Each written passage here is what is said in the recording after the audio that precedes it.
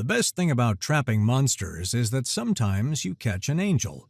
An angry, heavily armed, and currently very inconvenient angel, but an angel nonetheless. Jet squinted, shielding his eyes from the soft, pulsing glow of the Felian jungle's flora. The kinetic net, a marvel of scavenged grav plates and repurposed cargo webbing, hummed with contained energy. The air around it tasted of static, and the mushy ground beneath it vibrated with a low thrum. His catch for the day was suspended a foot off the ground, and she was a prime specimen. Cadian, no doubt about it. Tall, even coiled as she was in the net, with sharp, avian features that were somehow both beautiful and utterly terrifying. Her skin was the color of a stormy sky, and her eyes, wide with fury, were the piercing yellow of a raptor. She strained against the wavering blue field of the net, and Jet watched, mesmerized, as corded muscle shifted under her form-fitting combat suit. This wasn't the usual stim-addled syndicate grunt he caught poking around his territory. This was a professional. He'd set these traps to incapacitate trespassers, giving him a chance to relieve them of their valuables and their curiosity before sending them on their way with a terrifying story to tell. His whole Devourer of Felios legend was the best security system a scavenger could ask for, a psychological softening up that made his job easier. But this woman, she wasn't just a trespasser. She felt like a different class of problem entirely. Tahira's heart hammered against her ribs, a frantic, unprofessional rhythm that defied her training. One moment she was tracking her quarry, the low-life courier Corks. Her pulse, rifle steady as she cut a path toward his shuttle's landing coordinates. The next, the world had lurched, and a wavering web of energy had snapped shut around her. Now she was suspended, helpless, as a creature emerged from the pulsating foliage. It was human, a male. He was rugged, covered in grease stains and grime, his clothes a patchwork of different fabrics and leathers. But it was the setting that made her blood run cold. She recognized the signs, stitched together from classified Grendel Syndicate incident reports and the hushed whispers of spacers in backwater cantinas. The strangely barren clearing, the faint, almost subliminal hum of repurposed tech, the scattered bones, probably local fauna. Her rational mind insisted, but her pounding heart disagreed. This was a lair, the lair of the Devourer of Felios. The official syndicate report on their lost scout was sanitized, blaming unknown hostile fauna. But Tahira had accessed the unredacted field medic's notes. The scout hadn't been eaten. He'd been found at the bottom of a ravine, his body broken from the fall, his gear stripped clean. The cause of death was impact, but the telemetry from his suit showed a heart rate spike and a frantic blind panic just before the fall. He had been scared into his grave. This was the thing that had scared him. And now it had her. Her suit's biosensors were screaming, no doubt already broadcasting a high-level duress signal to the nearest Dominion patrol, a signal that would activate automatically if she didn't check in with her own ship, the Talon, parked in a hidden canyon 2 clicks away. Help was coming, but it wouldn't be here for hours. "Let me go, beast!" she snarled, her voice a low hiss. She thrashed against the net, the energy field stinging her skin. "I am not your prey!" Jet stopped a few paces away, raising his hands in a placating gesture. A slow, bemused grin spread across his face. "Beast? Ma'am, I'm flattered, but my mother just calls me a disappointment. It's less dramatic." His casualness was unnerving. It was a predator's confidence. He was toying with her. "I know what you are," she spat, the words laced with a mix of terror and defiance. "The Devourer, the thing that lurks in this jungle and takes what it wants from any who trespass." Jet's grin faltered. His eyebrows shot up. Oh hell. His carefully crafted business model had just netted him a client who was a little too well informed. He'd built the legend on the back of that syndicate fool's accidental death, amplifying the mystery with audio lures of guttural roars and the occasional holographic flicker of a shadowy, toothy silhouette. It was just good marketing. He hadn't planned on snaring a warrior goddess who actually believed the hype. "Look," he started, his casual demeanor vanishing as he took a cautious step forward. "There's been a slight, and I mean this in the most sincere way possible, misunderstanding." "Silence!" she commanded, her voice ringing with authority even in her current predicament. The stories said the devourer was cunning. This must be part of its ritual. The hunt. The slow, terrifying breakdown of its victim's will. Her honor demanded she faced her end with dignity, not as a quivering morsel. She steeled herself, meeting his gaze with all the fire she could muster. "Do what you will, flesh-eating savage," she snarled, the words a final bitter prayer. "Just get it over with." Jet stared at her. The sheer, unadulterated conviction in her voice was almost impressive. Flesh-eating savage. He'd been called worse, but usually after he'd sold someone a faulty hyperdrive. This was new.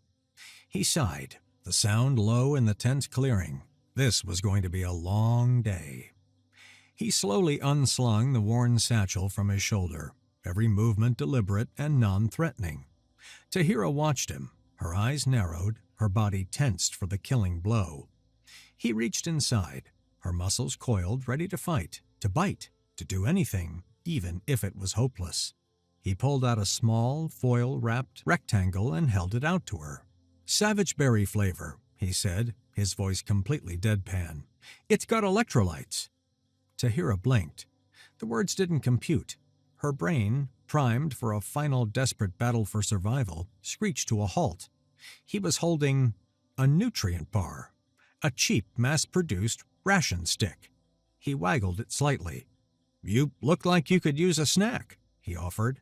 "Trapping is hungry work, and I imagine being trapped is even hungrier." "No? Suit yourself." In her stunned, gaping silence, his casual demeanor vanished as he darted to the net's projector. His thumb jabbed a rapid sequence onto the small, greasy keypad. With a soft chime, the blue energy field dissolved into nothing. Tahira dropped to the ground with a grunt, the impact harder than she expected. The fall knocked the breath from her lungs and sent her high-tech Cadian pulse rifle skittering across the muddy ground a few feet away. She gasped for air, pushing herself up, her eyes locking on her weapon. But Jet was faster. He was already moving from the projector with a swiftness that spoke of long habit. He lunged, snatching the rifle from the dirt an instant before her fingers could close around its stock. He didn't admire it, he didn't even aim it, he just flipped it over, his thumb finding a recessed latch near the stock. With a decisive click, he popped the power cell free and tossed it into his satchel. He held up the now inert rifle. "All tech has a battery," he said, a wry grin returning. "It's the first thing you pull. Basic mechanics." He then held the powerless weapon out to her, handle first. "Fair fight's a fair fight," he said, his tone dripping with sarcasm. "But right now, we're not fighting each other." She stared at the useless rifle, then back at his face. Confusion warred with a lifetime of ingrained martial suspicion. This was not the behavior of a cannibalistic monster. It was the behavior of an infuriating, unpredictable, and surprisingly practical lunatic. Before she could formulate a response, a new sound cut through the jungle's thrum. It was the sound of someone running, crashing through the undergrowth with wild, panicked abandon. A man burst into the clearing, his face pale with terror, his chest heaving. He wore the gray and silver uniform of a Grendel Syndicate courier.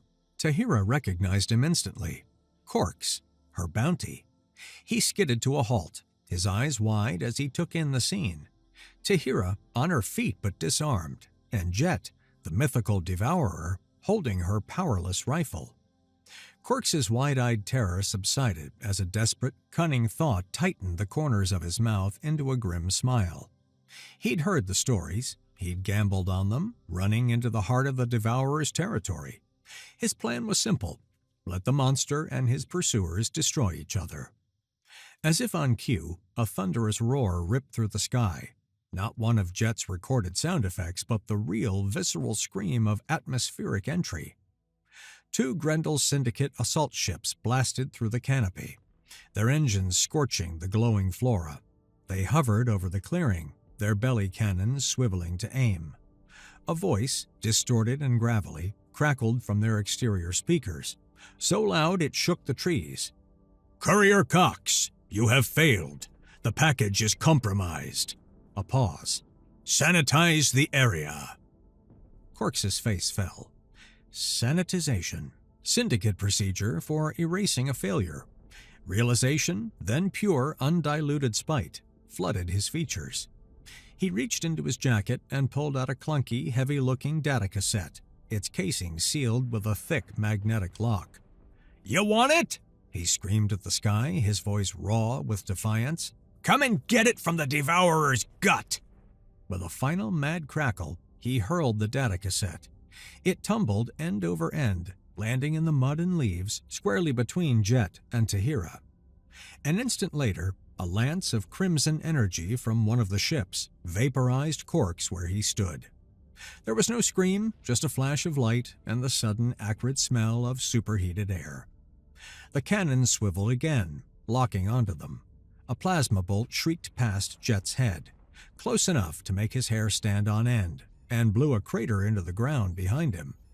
"Okay, new problem," Jet yelled, grabbing the data cassette from the mud.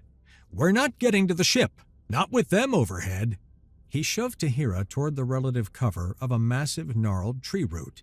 They were pinned down, outgunned, and seconds from being erased. Then the sky ripped open with a different sound, a piercing, hawk-like shriek of powerful engines. A sleek, silver ship, shaped like a striking bird of prey, blasted through the clouds. It was the Cadian Dominion cutter, the valorous Talon. It didn't hail them, it didn't posture, it opened fire. Twin bolts of brilliant blue energy slamming into the shields of the lead Grendel ship, sending it reeling. The cavalry had arrived, and it had just turned their extinction into a dogfight. "Well," Jet said, a wild grin spreading across his face, "this has escalated." He grabbed Tahira's arm. "Come on, while they're distracted." He pulled her into a run, yanking her toward the hidden shape of his ship. Jet plunged into the jungle, weaving through the terrain with an unerring instinct. He seemed to know every vine, every root, every dip in the terrain. Tahira, a trained pursuer, found herself being pulled along, her mind struggling to process the rapid-fire insanity of the last 5 minutes. He skidded to a halt behind a colossal moss-covered tree. A few feet away, hidden under a canopy of camouflage, netting, and fake foliage, was the ship. It looked like a junkyard that had decided to fly. A collage of mismatched hulls, engines, and landing struts clung together, held by welds that radiated more optimism than engineering sense. He slapped a grimy panel on the hull. "Welcome to the scratch," he said with a proud grin. A stray plasma bolt from the fight overhead slagged the tree next to him, showering them with hot splinters. "She's hideous," Tahira snapped, ducking. "Does she fly?" "Most of the time," Jet yelled, yanking over a protesting boarding ramp. "After you!" They scrambled inside, Jet slamming the ramp controls just as another bolt scorched a deep, glowing scar across the metal. The interior assaulted the senses just as badly as the exterior. Wires snaked across the floor, held in place with thick strips of metallic tape. The air smelled of overworked circuits, hot metal, and stale nutrient bars. The cockpit was a cramped 2-seater affair, dominated by a console that looked like it had been salvaged from 3 different eras of technology. Jet threw himself into the pilot's seat and began flipping a series of heavy, satisfying, loud toggle switches. Ka-chunk, thwack, clunk. Each one brought another system online with a groan and a shudder. "Strap in!" he shouted. Tahira squeezed into the co-pilot's seat. As Jet reached across her to flip a final series of switches, the ship's engines roared to life. The entire vessel lurched violently to the side as the failing inertial dampeners struggled to compensate. Jet caught off balance, stumbled, face-planting onto the console directly in front of her. His nose was an inch from her cheek. They were frozen for a half-second, a tableau of pure, unadulterated awkwardness. The charged moment was shattered by a high-pitched, insistent shriek from the console. A red light blinked angrily. Missile lock. Jet scrambled back into his seat. His face flushed. "Right," he coughed. "So, that's a thing." He grabbed the controls. "Hang on." With a gut-wrenching roar, the Scratch blasted upwards, straight through the jungle canopy and into the open sky. In the bruised purple sky of Felios 4, they were caught in the middle of a brutal firefight. The Cadian cutter was agile and powerful, but one of the Grendel ships had broken off, turning its attention to the fleeing, unregistered junker. "Cadian vessel Valorous Talon to unidentified freighter," the crisp, formal voice from before announced over their comms. "You are fleeing the origin point of Acadian officer's duress signal. Power down your engines and prepare to be boarded." "Fugitive on the run or damsel in distress?" Jet glanced at her. "Make up your mind, people." "Asks vessel Acadian patrol," the gravelly voice of the Syndicate enforcer cut in, his ship now blocking their path to open space. "The female is irrelevant. They possess stolen Syndicate property. Stand down or be destroyed." Jet watched the main screen, where friendly ships were marked as green icons, and the enemy was a swarm of advancing red triangles. They were a mouse between two angry cats. He couldn't outrun Hask, and he couldn't surrender to the Cadians. "Okay, new plan," Jet said, his knuckles white on the control yoke. "They can't both get us. If we go somewhere neither of them can follow." His eyes darted to a navigational chart flickering on a secondary screen. It showed a cluster of angry red icons in a nearby asteroid field. The icon was labeled the Maw. Tahira saw where he was looking. "The Maw? You're insane. That's a sovereign pirate asteroid. Its defense grid will tear us apart." "Not if we're flying a pattern they recognize as desperate schmuck who might be good for a laugh," Jet countered. "That's not a recognized flight pattern." "It is today." The Cadian ship couldn't follow. Entering the Maw's territory would be a diplomatic incident. Hask, on the other hand, had no such scruples. He was already firing. Jet slammed the throttle forward. The Scratch screamed in protest as it shot toward the asteroid field. The Cadian and Grendel ships forced to break off their engagement to give chase. Navigating an asteroid field is a delicate ballet. Jet piloted it like a bar brawl. He wasn't dodging, he was weaving, using the larger asteroids as cover. The Scratch groaned and shuddered with every hard turn, the hull plating creaking like an old man's knees. "Inertial dampeners are at 50%, Tahira called out. "Another turn like that and we'll be paced." 50% is better than 0%, Jet grunted, yanking the yoke hard to starboard. A proximity alarm blared. A stray piece of shrapnel ricocheted off their port side with a deafening clang. Sparks erupted from the co-pilot's comms panel. A puff of greasy black smoke filled the cockpit. "Well, that's not ideal," Jet said. "External comms are out." "Can you fix it?" "Of course I can fix it." He engaged the short-range autopilot. "Hold the stick. If we start spinning, spin the other way."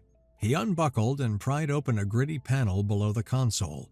The inside was a chaotic nest of glowing vacuum tubes and frayed wires. The air rippled with heat, carrying the sharp, dusty smell of overheating electronics. "By the founders," she breathed. "How does any of this work?" "Sheer genius, stubborn refusal to die, and a whole lot of this." He held up a roll of metallic tape. "Ah, there's our problem." He pointed at a small glass cylinder with a blackened filament. "Blew a fuse." He rummaged in a pouch, producing a new one. With the delicate touch of a surgeon, he extracted the broken fuse, the faint tink-tink of cooling metal, audible as he worked. And he slotted the new one in.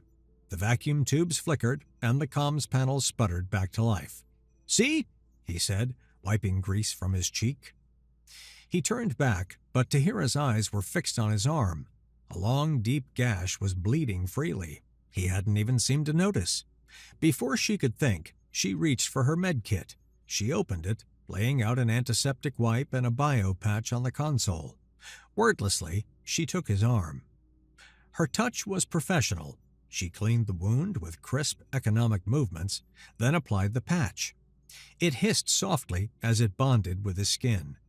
The clean, sleek Cadian med patch looked alien against the grime and faded tattoos on his forearm. He stared at it, then at her. "Thanks." Tahira released his arm, turning her attention back to the forward view screen. "If you bleed out on my cockpit floor," she said, her voice perfectly dry, "I will be very annoyed." A genuine smile touched Jet's lips. He took the controls just as they cleared the asteroid field. Ahead, nestled in the hollowed-out heart of a colossal asteroid, was the Maw. Hask's ship was falling back, unwilling to test the pirate station's temper. The Cadian cutter was gone. They had made it, for now. The Maw was less a space station and more a vertical city crammed into a rock, reeking of stale air, unidentified fried foods, and desperation. Jet led Tahira to a dingy corner of the lower levels. The door was unmarked. Jet knocked a specific rhythm. A slot slid open, and a pair of twitchy, cybernetic eyes peered out. "Jet, I thought I smelled broke and desperate," a synthesized voice rasped. "Good to see you too, Glitch," Jet said cheerfully. "I've got a job for you. High priority. Crack a cassette, find a tracker, cash up front." The door slid open to a cramped workshop. The slicer, Glitch, was a wiry human so augmented it was hard to tell where the flesh ended and the machine began. Jet handed over the data cassette. "Grendel Syndicate Standard Issue," Glitch whistled. "Tough nut. The trackers are woven into the casing. Finding it will take time, 3 hours minimum, and my price just doubled." Jet sighed but nodded. "Fine. 3 hours." "Go wait at the Rusty Bolt," Glitch said, already plugging the cassette into a massive decryption engine. "Try not to get shanked." The Rusty Bolt was a dim, crowded cantina. Jet found them a booth and brought back 2 glasses of something amber and bubbling. "Spacer's welcome," he said. "Tastes like battery acid, but it'll put hair on your chest."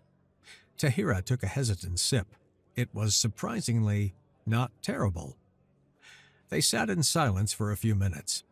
"You know," Jet said, staring into his glass, "the first time I flew the Scratch, I was trying to impress a girl. Told her I was a hotshot cargo pilot. I had just installed a nav computer I'd liberated from a scrapyard." Tahira found herself leaning forward. "What happened?" "Took off, tried a barrel roll, and the nav computer, programmed for a mining barge, flew us straight into the planet's magnetic rings, fried every system except life support and the emergency snack dispenser. We were stranded for 3 days. She dumped me the second we got rescued. Said I was, and I quote, a disaster held together by charm and illegal soldering. She wasn't wrong." In a moment of unvarnished vulnerability, a laugh escaped Tahira's lips. Not a polite chuckle, a genuine, full-throated laugh. A sound she hadn't made in years. The sound cut through the cantina's grime and noise, startlingly clear. Jet just stared, his own story forgotten. The laughter transformed her face, erasing the hard lines of the soldier and revealing something open and radiant beneath. The air between them thickened, charged with a new kind of energy. The moment was shattered, literally, as a large brawler flew through the air and crashed into their table. An even larger alien stomped towards them. Without missing a beat, Jet reached under the splintered table and touched 2 exposed wires together. The brawler yelped as a jolt of electricity shot through the wet floor. He convulsed and lay still. The larger alien stared, confused, then stomped away. Security droids moved in. Jet sat back, dusting off his hands. "Table service here is terrible," he remarked. Tahira just stared at him, a flicker of grudging admiration in her eyes. Jet's wristcom chimed. It was Glitch. "Bad news. The cassette is unlocked, but we have a problem. A big cybernetic one." "Hask?" Jet said, already on his feet. "He's here." Glitch's voice was tense. "Listen, to find the tracker, I had to bounce a resonance signal off it. It was a microsecond, but they must have been listening for it. The signal pinged our location right here in my workshop. Then I fried it. But the damage is done. Hask knows you're on this station. He's put out a station-wide bounty. Get out of there." Before Jet could reply, the exit was blocked by Hask. His face was a grim landscape of scars and chrome implants. His arm a robotic siege cannon. The whine of stress servos was audible as he took a step forward. "Jet," Hask's voice was a low rumble. "And the little bird. Barris wants his property." Patrons scrambled away. The pirate lord's rules were invoked. They were escorted to the dueling pit. No projectile weapons. Tahira moved to step into the ring. "Here's my fight." Jet stopped her. "No, he's a bully with a grudge. You fight him on his terms, you lose. Let me handle this." "With what?" she demanded. "Your wit?" "And this," Jet said, pointing to a heavy-duty hydraulic cargo loader Mech parked nearby. He vaulted into the pilot's seat. "Hey, Hask, pick on someone your own size." The crowd roared. Hask's face contorted in rage. He charged, the heavy thud of his reinforced feet echoing on the metal floor. Jet didn't fight a duel. He started improvisational mayhem. Hask was a whirlwind of fists, but Jet was in a forklift. He used the machine's heavy claws to parry and shove, kicking up dust to blind Hask. Enraged, Hask grew sloppy. He lunged, and Jet swung the loader, catching Hask's robotic arm in the pincer-like claw. Metal shrieked. With a desperate heave, Hask tore his arm free, but not before the hydraulics had crushed the complex machinery. His siege cannon was a useless wreck. Defeated and humiliated, Hask spat on the ground and stormed away. Jet hopped out of the loader, buzzing with adrenaline. He met Tahira at the edge of the arena. "Cargo loader," he corrected her unspoken thought, grinning, "and I won." He leaned in, intending to finally close the distance between them. His lips were an inch from hers. A station-wide alarm blared. "Security alert! Unauthorized weapons! Discharge in Sector Gamma!" Hask. He wasn't following the rules anymore.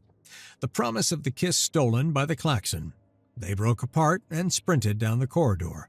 They found refuge in the darkened engine room of a derelict freighter. They were cornered, hunted.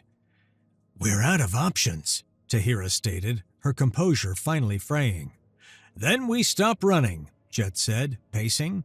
"We go on the offensive." He pulled out the data cassette. "This isn't just blackmail. It's the location and access codes for the Grendel Syndicate's primary treasury." "You want to rob them?" The idea was audacious, suicidal. "Exactly." Jet's eyes were bright with the fever of a brilliant, terrible idea. "They want the cassette? Fine. We'll deliver it to the front door of their own bank. And while we're there, we'll empty the place." For Tahira, this was the ultimate test. Her training screamed no, but she looked at Jet. Her life of order had led her here, disavowed and hunted. Jet's life of catastrophic improvisation had kept him alive, winning. Her collapsing code of order was telling her to run. Her experience with Jet was screaming that maybe, just maybe, his brand of chaos was the only thing that could get them through this. She pushed herself off the bulkhead. She took the cassette from his hand. "Where is it?" Jet's grin was blinding. "A volcanic moon called Mothar." "It's not just a security system," Jet explained, back on the scratch. A holographic schematic projected between them. "It's brilliant. The fortress on Mothar is built across the only choke point on the continent, the seasonal migration path for the local fauna." "What fauna?" Tahira asked. "Rock beasts. Titanium, silicon-based life forms the size of a skyscraper. The Syndicate uses a network of powerful sonic dampeners to turn them away. It's the only thing keeping the fortress from being turned into a gravel pit once a year." He looked up at her, his eyes gleaming. "The place will be guarded by their elite, but they'll be waiting for a frontal assault. They won't be expecting us to turn their own security into our key." Tahira saw it. "You want to turn off the dampeners." "I want to override them," he corrected. "Reverse the polarity of the sonic pulse. Instead of a deterrent, it'll become a beacon, a dinner bell." He spoke of the rock beasts with respect as a powerful natural system. His plan wasn't just destruction, it was clever manipulation. "We'll trigger the stampede," he concluded, and while their entire security is focused on the walking earthquake, we slip in the back, empty the vault, and leave. And the Cadian authorities? I'll send an anonymous tip from a public terminal just before we leave, Jet said with a wink. By the time the rock beasts have redecorated, a Cadian fleet will be there to mop up the mess. Clean, simple, and we get paid. She shook her head, a slow smile spreading across her face. Your life is a series of catastrophic improvisations. Hey, he said, tapping the schematic. This one is meticulously planned. Multhar was a hellscape. The Syndicate fortress was a black dagger of a building wedged into a canyon. The scratch hovered low behind a ridge. Signal is locked, Jet muttered. Reversing the polarity now. On my mark. Tahira watched the sensors. I'm picking up movement on the horizon. Big movement. That's our cue, Jet said. Mark. He slammed a red button.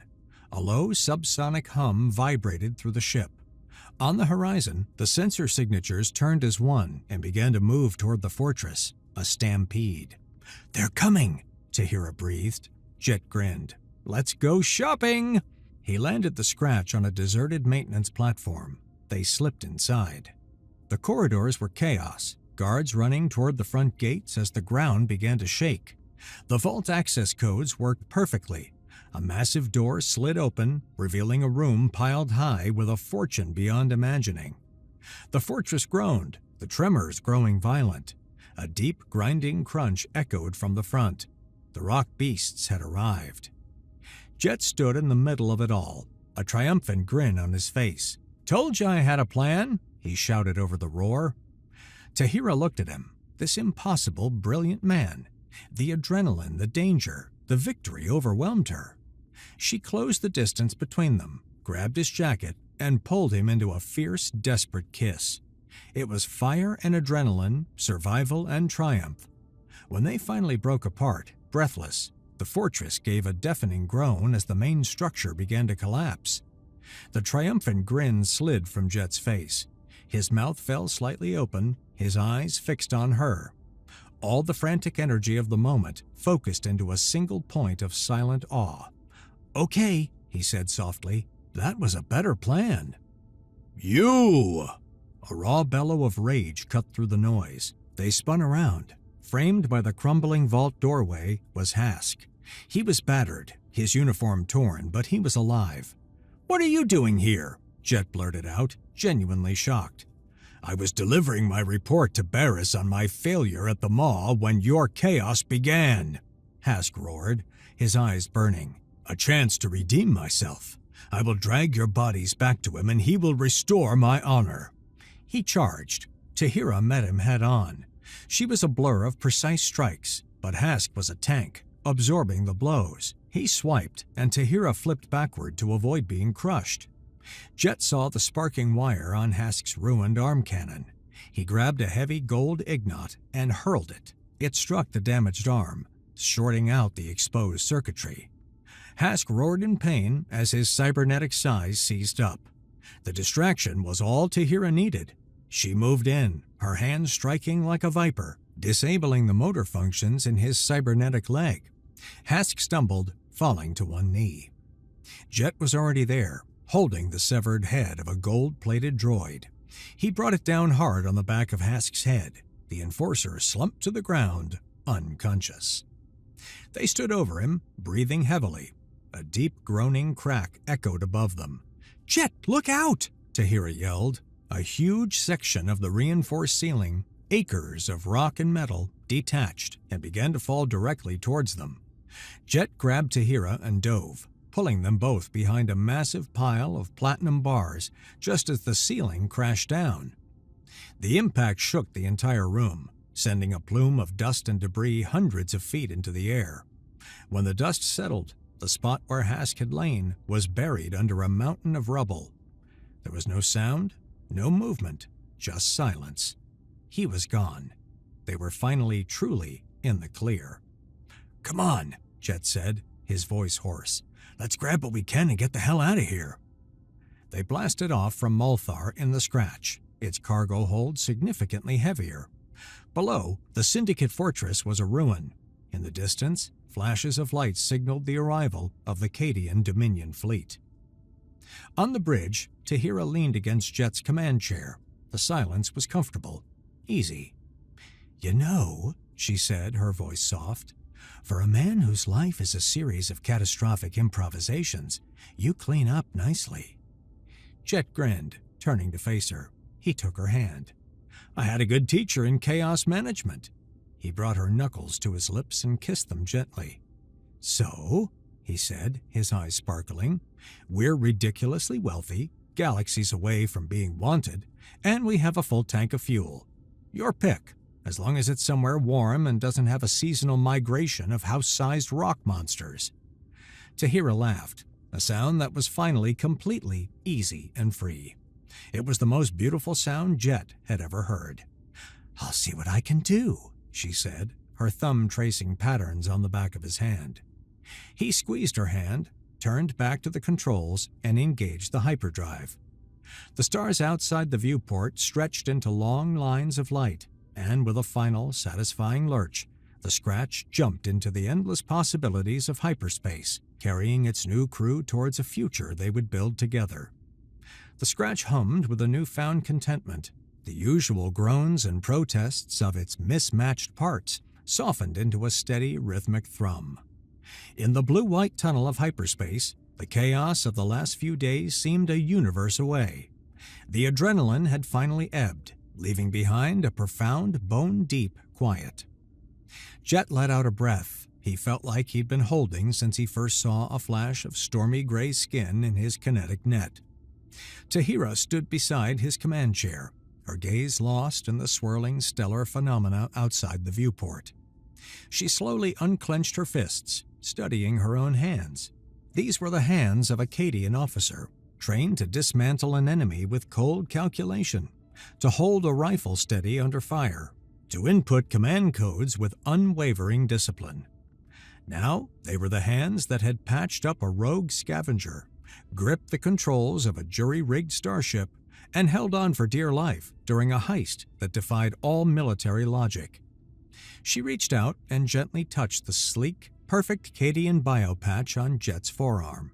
It looked like a piece of forgotten art in a junkyard, a tiny island of her old world clinging to his new one. "The Dominion has protocols for officers who go missing in action," she said, her voice soft, contemplative. "After a certain amount of time, they're declared legally dead. Their records are sealed. Their service is memorialized." She paused, her thumb tracing the edge of the patch. "I think the woman they'll be memorializing died back in that jungle." Jet turned in his chair, his gaze incredibly gentle. He looked at the fierce warrior who had snarled at him from a net, who had faced down a cybernetic killer, who had laughed in a pirate cantina, and who had kissed him in a collapsing fortress. He saw the fire, but for the first time, he also saw the peace that had settled behind it. "Do you like that?" he asked, his voice a low rumble. Tahira smiled. "Yes, I do." Jet exhaled, relieved. Tahira folded her arms. "A new part of me has been born." She met Jet's eyes. "And I'm excited to explore that with you." Jet felt his face heating up. "Same here. With you. Together." He set the ship on autopilot, a feature he'd installed himself, which worked a miraculously 80% of the time, and stood up. The cockpit was cramped, and they were suddenly very close. The air crackled, not with danger, but with quiet, powerful gravity that now existed between them. "Come on," he said, his lips quirking into a smile. "Let's see if the emergency snack dispenser is feeling generous today. I think this calls for something better than a Savage Berry nutrient bar." He led her to the ship's small, cluttered galley. As he rummaged through a storage locker, Tahira looked around at the glorious chaos of his life. Exposed wiring was held in place with his ubiquitous metallic tape. A hydrospanner was being used as a coat hook. The ship's chronometer was a repurposed antique pocket watch welded to the wall. It was also Jet. Without thinking, she spotted a loose diagnostic cable dangling near the floor. She knelt, neatly coiled it, and secured it to the bulkhead with a spare strip of the metallic tape she found on the counter. It was a small, simple act, but it felt monumental. She was no longer just a passenger in his chaos. She was helping to hold it together. Jet turned, holding up 2 vacuum-sealed packs of something that looked suspiciously like real food. He stopped, seeing what she had done. His smile softened. "You know," he said, "that's been bugging me for weeks." He stood up, a ghost of a blush on her cheeks. "It was a safety hazard." "Right, a safety hazard." He closed the small distance between them. "Tahira." He didn't say anything else. He just looked at her, and she saw it all in his eyes. The relief, the wonder, the sheer, unadulterated joy. He was a man accustomed to running, to surviving on his wits and his charm. A solo act in a hostile galaxy. But he wasn't alone anymore. This time, when he kissed her, there was no crashing ceiling or blaring alarm. There was only the gentle hum of the scratch and the quiet certainty of 2 people who had found their anchor in the storm. It was slow and deep, a conversation without words, a promise sealed in the heart of their flying junkyard. When they finally broke apart, he rested his forehead against hers, a genuine, unguarded laugh bubbling up from his chest. Okay, that was definitely a better plan than robbing the syndicate. She laughed with him, the sound easy and free. "Your life is a series of catastrophic improvisations." She quoted the line he told her in the cantina, a shared piece of their history. A disaster held together by charm and illegal soldering. "Hey," he said, feigning offense as he pulled back, his eyes sparkling.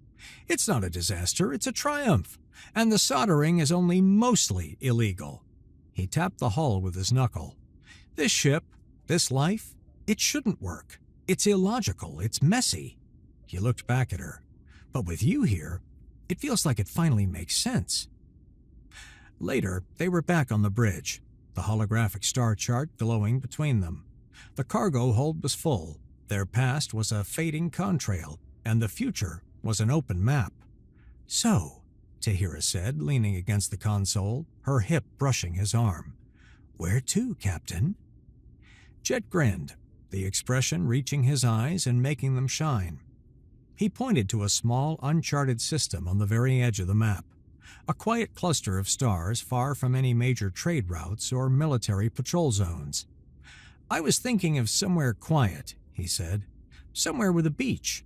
Somewhere we can park this old girl for a while and figure out what to do with a ridiculous amount of money and a lifetime of bad habits." She placed her hand over his on the navigation console, her fingers lacing with his. "It sounds perfect." He squeezed her hand, his thumb tracing a slow circle on her skin. He looked from her face to the endless star-dusted void ahead. The devourer of Philios, the flesh-eating savage, the brilliant, chaotic junker was home. And the angry, heavily armed Cadian angel he'd caught in his trap was no longer a prisoner, but the pilot of her own destiny. "Hold on tight, my favorite angel," Jet murmured, his voice full of warm laughter as he pushed the throttle forward. And for the first time in a very long time, for both the scavenger and the soldier, the endless star-dusted void didn't look like a place to hide, but a place to build a home together.